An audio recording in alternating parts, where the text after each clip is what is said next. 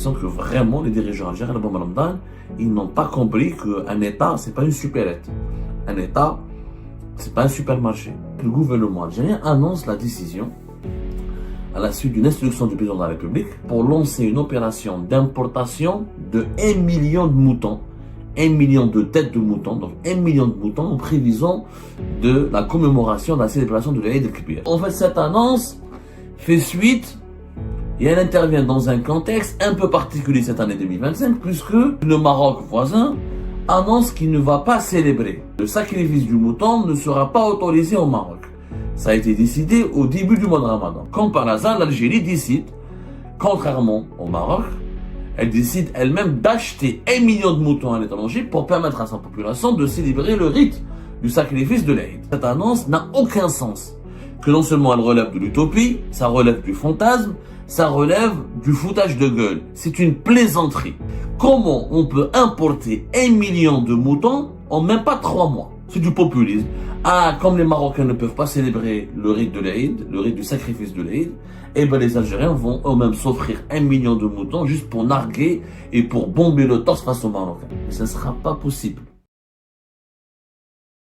J'ai l'impression que vraiment les dirigeants algériens, le bon Ramadan, ils n'ont pas compris qu'un État, c'est pas une supérette. Un État, c'est pas un supermarché. Un État, c'est pas une petite PME. Un État, c'est pas une ferme. Un État, c'est pas un bazar.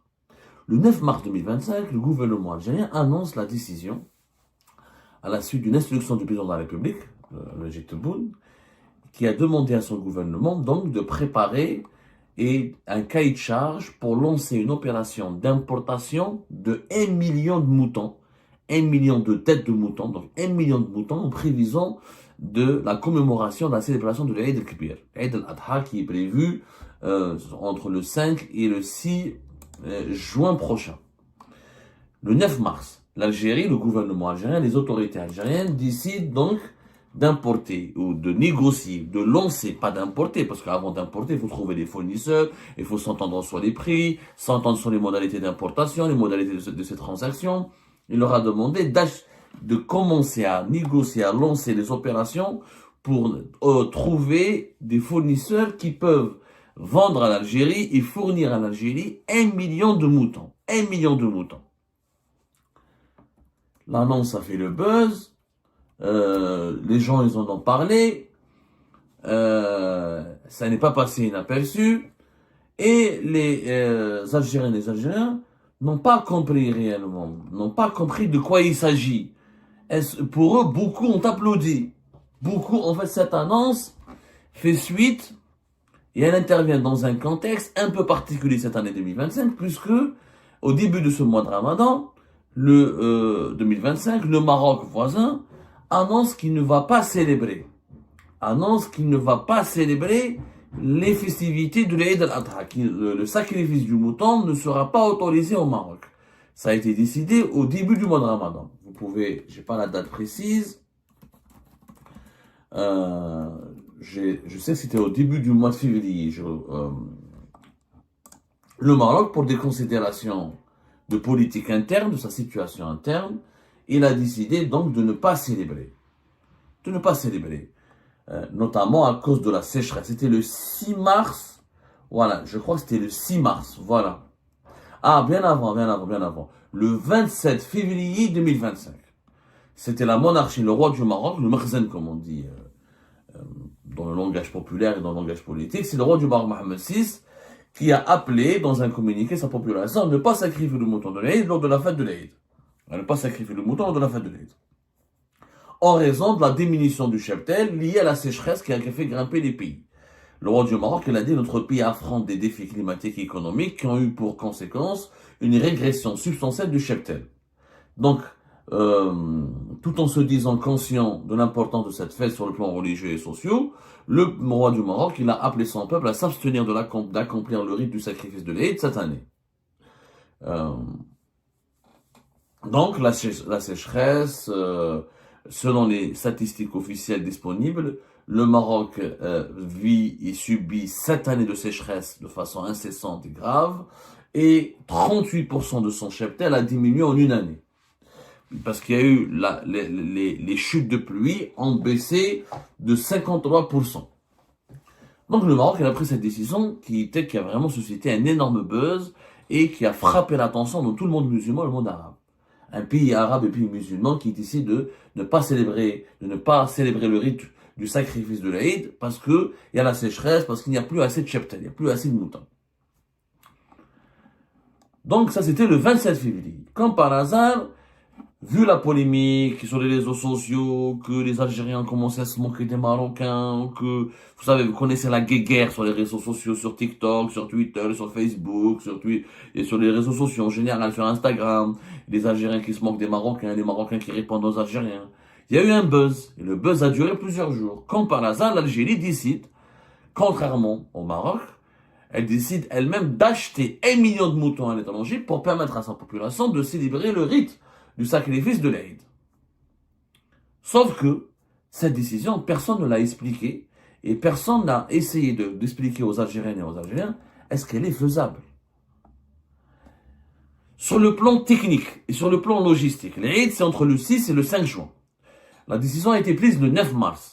C'est-à-dire en 90 jours. Même pas, en réalité, c'est même pas 90 jours. Parce que, pour que ces moutons soient disponibles sur le marché algérien, pour que les Algériens puissent les acheter et puissent les acquérir, il faut qu'ils soient au moins disponibles à la portée du consommateur algérien, au moins une semaine avant l'Aïd.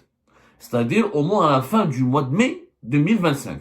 C'est-à-dire, entre le 9 mars et le fin du mai, c'est-à-dire 2 mois et demi. Même pas 3 mois. Aucun expert, je dis bien, aucun parlementaire, aucun haut responsable, aucun esprit sensé, aucun docteur, aucun Algérien ou aucune Algérienne n'a eu le courage de dire aux dirigeants algériens, au gouvernement algérien, que cette annonce n'a aucun sens. Que non seulement elle relève de l'utopie, ça relève du fantasme, ça relève du foutage de gueule. C'est une plaisanterie. Pourquoi c'est une plaisanterie? Comment on peut importer 1 million de moutons en même pas 3 mois? Est-ce que vous savez ce que c'est que 1 million de moutons?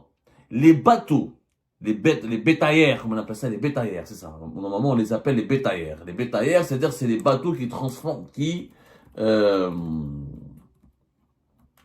ce sont les bateaux qui transportent du bétail. Voilà, en gros, bétaillères, c'est les camions, même les bateaux, on peut élargir sur terme aux bateaux, mais on parle plus de bétaillères maritimes. Voilà, bétaillères maritimes. Navire bétaillé. La capacité maximale d'un navire bétaillé pour transporter les moutons, ça peut être de 20 000, maximum 25 000 têtes. 20 000, 25 000 têtes. Et ça, c'est les gros, franchement, navires bétaillés. Hein, vraiment, des grosses bétaillères. De grosses bétaillères. Si on calcule combien de navires il nous faut pour importer 1 million de têtes, il nous faut 50 navires d'une moyenne, vraiment, avec une grande capacité, on va dire, de 20 000 têtes. 20 000 navires. Les plus gros navires, c'est la capacité maximale. La capacité maximale, c'est 20 000. Et réellement, c'est très rare où on trouve des gros navires, ils peuvent transporter jusqu'à 24 000, 25 000. Mais c'est extrêmement rare. Et quand on s'intéresse au transport maritime, on dit que les bétaillères peuvent embarquer maximum jusqu'à... La majorité des bétaillères qui sont utilisées dans le trafic maritime international, c'est 14 000, 15 000. C'est ou 3 800, 4 000 bovins, ou 14 000, 15 000 ovins, moutons. Donc déjà, pour trouver des bétaillères à 20 000, 25 000 têtes, il faut vraiment courir, les réserver, il faut les payer très cher. Comment 50 bateaux, c'est une flotte, au stall. Comment en 2 mois, on pourrait trouver des bateaux, 50 bateaux pour transporter 20 000 moutons? Et comment on va les accueillir au niveau des ports algériens? Est-ce que vous savez que pour qu'un bateau puisse entrer dans un port en Algérie, c'est un programme. Les ports, c'est pas comme les aéroports. La taille des bateaux, c'est pas comme la taille des avions. Les avions ont une taille qui n'a rien à voir avec les bateaux. Les ports ont des quais. Leur capacité d'accueillir et de permettre aux navires d'accoster et de stationner, entre guillemets, ou d'accostage, c'est ça, ou d'accostage d'un navire, elle est limitée. Il y a un programme Il y a un programme. Mais si من هبة ودبة يدخل داخل البور, c'est pas un parking sauvage. Et les bateaux sont énormes. Donc, il faudrait qu'il y ait des dates, un planning, quand ce bateau va arriver, quand est-ce qu'il va pouvoir accoster. Il faut le prendre en charge, il faut avoir des équipements pour décharger le bétail. Ensuite, il faut des équipements, des camions, des transporteurs, pour pouvoir les acheminer vers des points de vente à travers toutes les wilayas du pays. L'Algérie est un vaste pays. Les ports algériens, déjà, en temps normal, pour des navires, en temps normal, pour des simples navires des produits de conteneurs et de produits agricoles, il y a des navires qui restent 3-4 mois en rade. Certains 3-4 semaines, voire 2-3 mois, parce qu'il n'y a pas assez de place dans les ports algériens. Nous avons des ports extrêmement sous-développés, archaïques, mais à part le port de Djindjen, à Djidjel qui est grand, les autres ports, Alger, Oran, Mostaga, ils sont saturés, Bdjaya, les quais sont saturés. Les infrastructures portuaires que nous avons, elles sont dépassées et submergées déjà par la demande habituelle, par le programme habituel d'accueil des navires étrangers. Il faut savoir que 90% du fret maritime est assuré par des opérateurs étrangers. C'est pas des sociétés algériennes. Donc, il faudra trouver les bateaux qui peuvent nous ramener ce bétail. Et de deux, comment on va les accueillir au niveau du port, de tous nos ports. Et, en 90 jours. En 90 jours. Yani bien avant, comment dirais-je, nous avons 11 ports de commerce. On peut accueillir 11 ports de commerce. Comment au niveau de 11 ports de commerce, si on doit répartir les 50 navires, ça va faire pratiquement 5 à 6 navires par chaque port. C'est pas possible. C'est techniquement pas possible. On n'a pas les capacités logistiques, ni les capacités matérielles de programmer pendant 90 jours, même pas 90 jours, pendant 60 jours, parce qu'il faudra compter d'abord les modalités de négociation, le temps d'acheter ces moutons, d'identifier les fournisseurs, de les ramener de ces pays-là, de les ramener ensuite dans les ports algériens, et de les acheminer, de les transférer ou de les acheminer jusqu'au point de vente final, jusqu'au marché, les marchés de proximité, les marchés locaux pour les vendre, ces moutons-là. C'est impossible. Et quand on importe du bétail, c'est des opérations. Il y a des contrôles vétérinaires, il y a des normes sanitaires qu'il faut respecter. C'est intenable. Aucun pays au monde ne peut importer 1 million de moutons en 2 mois. C'est pas possible. Il faut des moyens financiers, logistiques. C'est pas le mouton qui coûte cher, c'est le fait de le transporter, de le contrôler, de le nourrir et de l'accueillir et de le transporter jusqu'au consommateur. Techniquement, c'est pas possible. Ce n'est pas possible. Nous n'avons ni au niveau de nos ports, ni au niveau de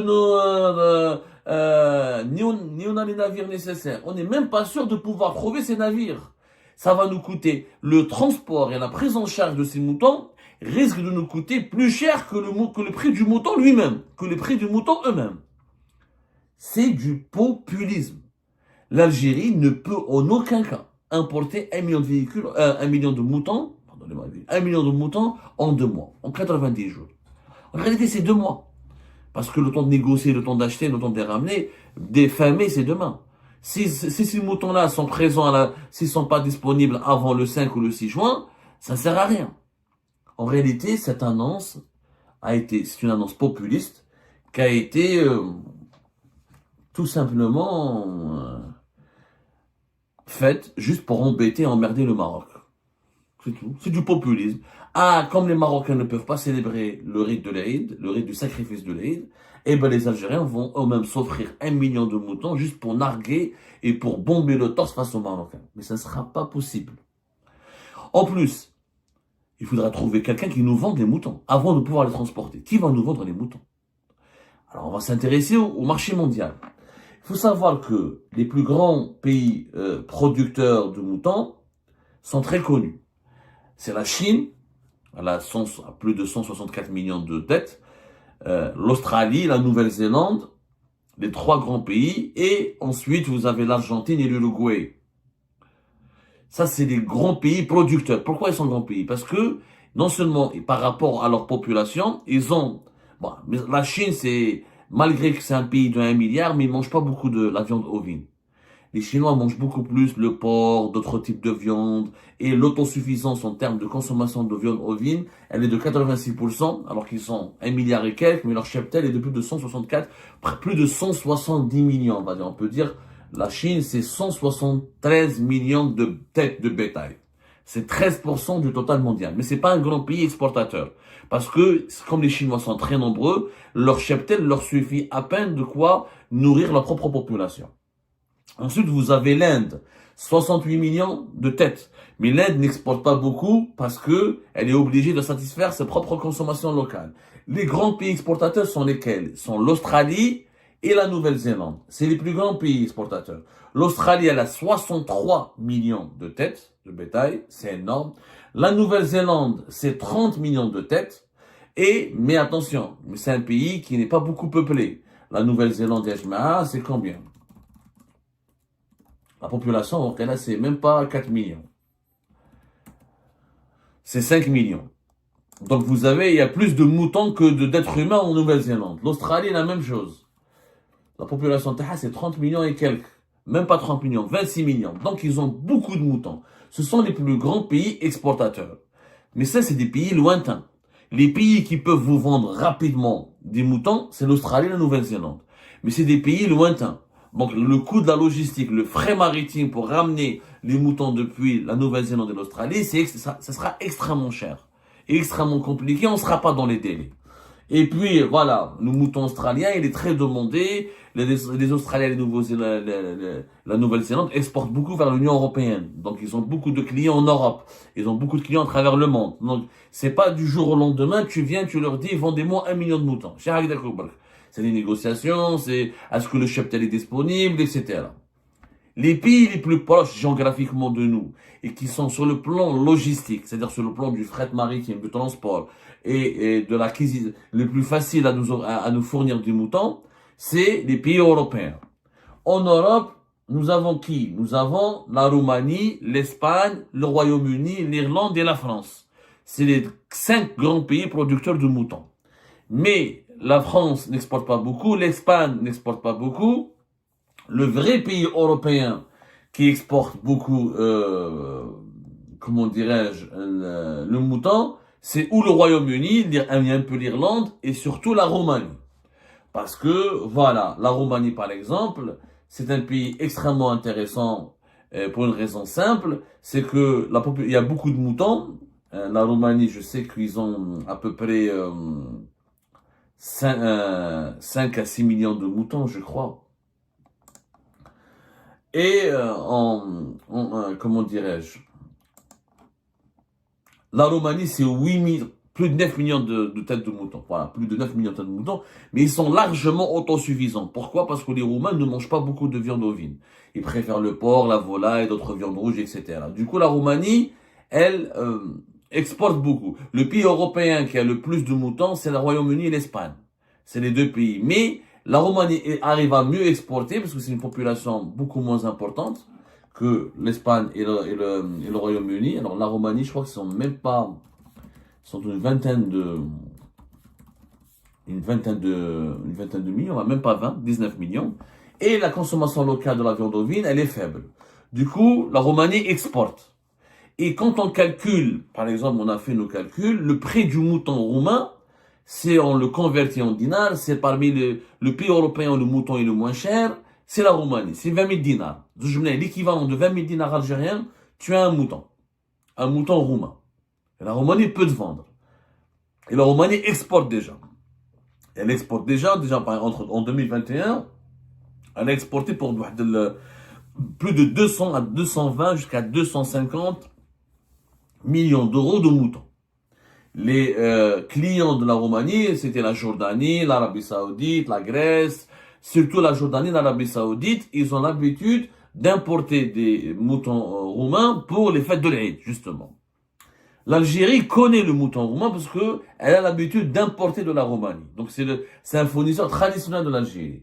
Et cette année, avant même l'annonce, t'as le 1 million, que la décision de Tebboune d'importer 1 million de moutons, l'Algérie était en négociation avec la Roumanie pour importer 300 000 moutons. ce qui est déjà énorme. Les discussions étaient en cours.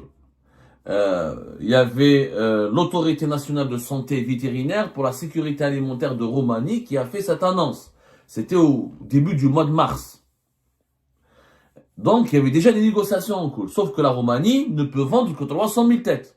Elle ne peut pas, même la Roumanie ne peut pas te vendre 1 million de têtes en 3 mois. C'est pas possible. Et ben voilà les amis, c'est la fin de cette vidéo. Je vous remercie comme d'habitude pour avoir suivi jusqu'à la fin. N'oubliez pas de nous laisser vos commentaires et vos réactions sur le sujet de cette vidéo et de vous abonner à la chaîne si vous n'êtes pas encore abonné. Donc voilà, je vous remercie encore une fois pour votre soutien et pour les discussions que vous menez dans la section des commentaires. C'est vraiment très intéressant. Et je tiens surtout à vous demander juste de respecter un petit peu le cadre des discussions et de ne pas verser dans l'animosité, et dans l'insulte ou dans la calomnie. Donc voilà, merci beaucoup et à la prochaine dans une nouvelle vidéo. Au revoir.